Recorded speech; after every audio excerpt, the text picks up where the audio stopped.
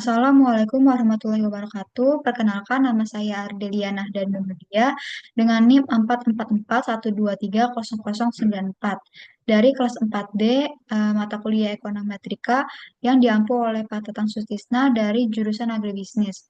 Pada kesempatan kali ini, saya akan menjelaskan ringkasan dari jurnal tentang analisis regresi dengan variabel dummy.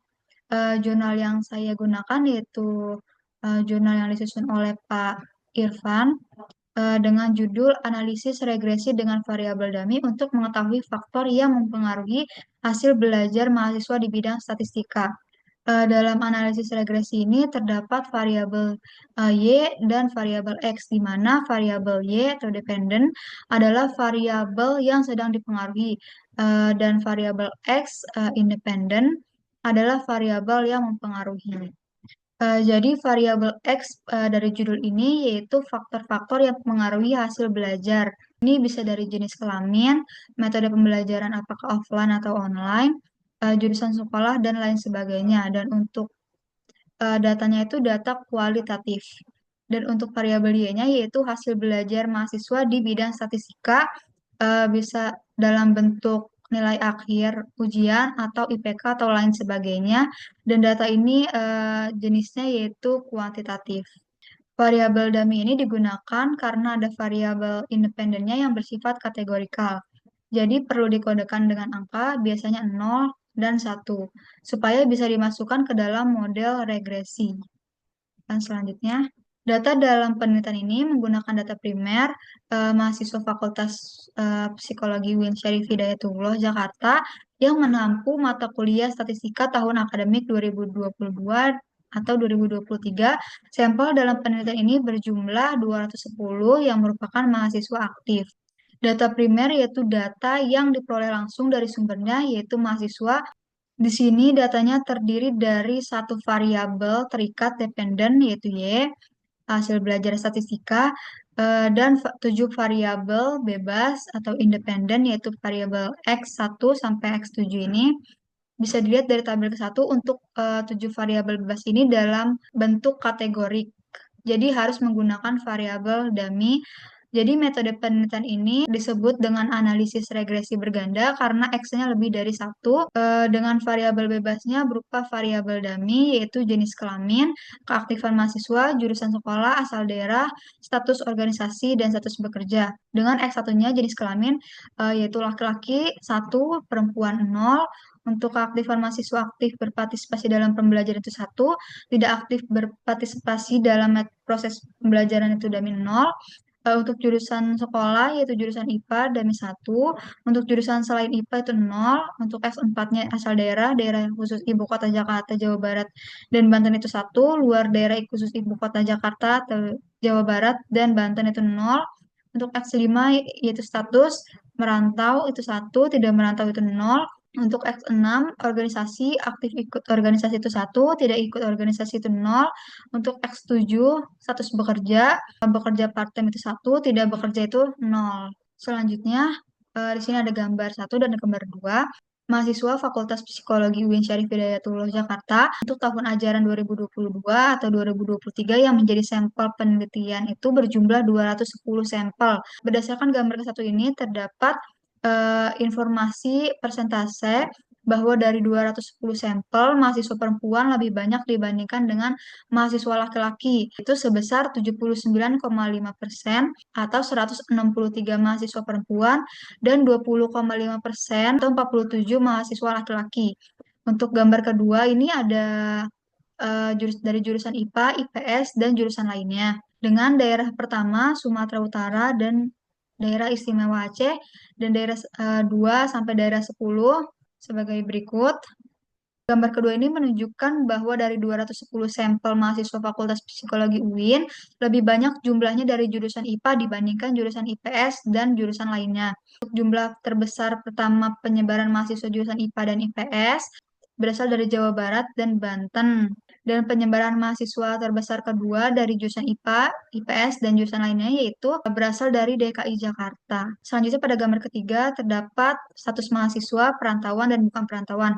Nah, mahasiswa perantauan adalah mahasiswa yang tujuannya kuliah dan tidak tinggal bersama orang tua. Nah, pada gambar ketiga ini menunjukkan persentase bahwa lebih kecil mahasiswa perantau dibandingkan dengan mahasiswa yang bukan perantau, yaitu sebesar 34,3%, sisanya sebesar 65,7% mahasiswa berstatus bukan perantau dan tinggal bersama orang tua. Pada gambar keempat menunjukkan bahwa persentase terbesar mahasiswa yaitu yang mengikuti organisasi kampus eksternal maupun internal dibandingkan dengan mahasiswa yang tidak mengikuti organisasi apapun, yaitu sebesar 55,7%. Pada gambar kelima menunjukkan bahwa sebagian besar mahasiswa tidak bekerja part-time karena mahasiswa yang kuliah dan sedang bekerja part-time itu hanya 9,5% dan sisanya itu 90,5%.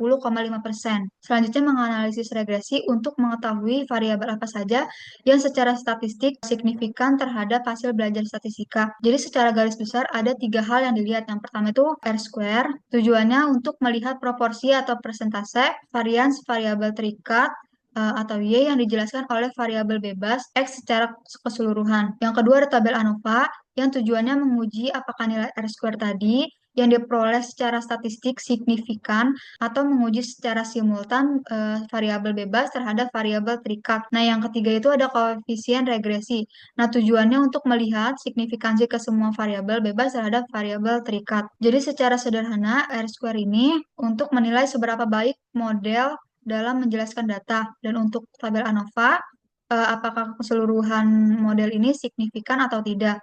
Untuk koefisien regresi, menilai seberapa besar pengaruh masing-masing variabel bebas terhadap variabel terikat. Pada tabel kedua dapat dilihat nilai R-square sebesar 0,178 atau 17,8%. Artinya variasi hasil belajar statistika dipengaruhi oleh variabel bebas atau X, yaitu jenis kelamin, keaktifan mahasiswa, jurusan, asal daerah, status mahasiswa, merantau, aktif berorganisasi, dan mahasiswa bekerja part-time sebesar 0,178 atau 17,8%. Selanjutnya berdasarkan tabel ketiga yaitu tabel ANOVA dapat dilihat nilai F-value-nya yaitu sebesar 6,239 dan nilai P-value-nya sebesar 0,000. Untuk taraf signifikansinya itu 95% atau 0,05. Jadi nilai P-value ini lebih kecil daripada taraf signifikansi, jadi dapat dikatakan signifikan.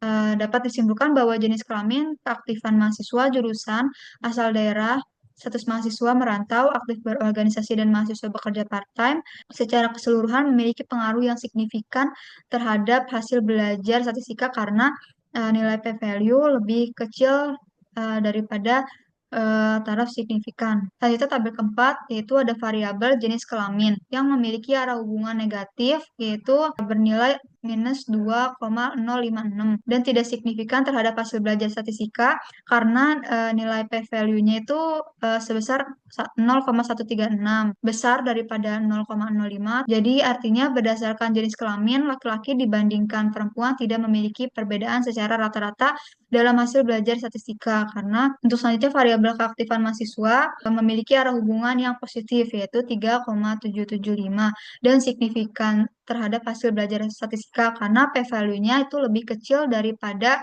taraf signifikansi. Jadi artinya kelompok mahasiswa yang aktif berpartisipasi dalam proses perkuliahan dibandingkan dengan kelompok mahasiswa yang tidak aktif memiliki perbedaan yang signifikan dalam mempengaruhi hasil belajar statistika. Selanjutnya, variabel jurusan SLTA memiliki arah hubungan yang positif dan signifikan terhadap hasil belajar statistika karena P-value-nya lebih kecil dari taraf signifikansi yaitu 0,05.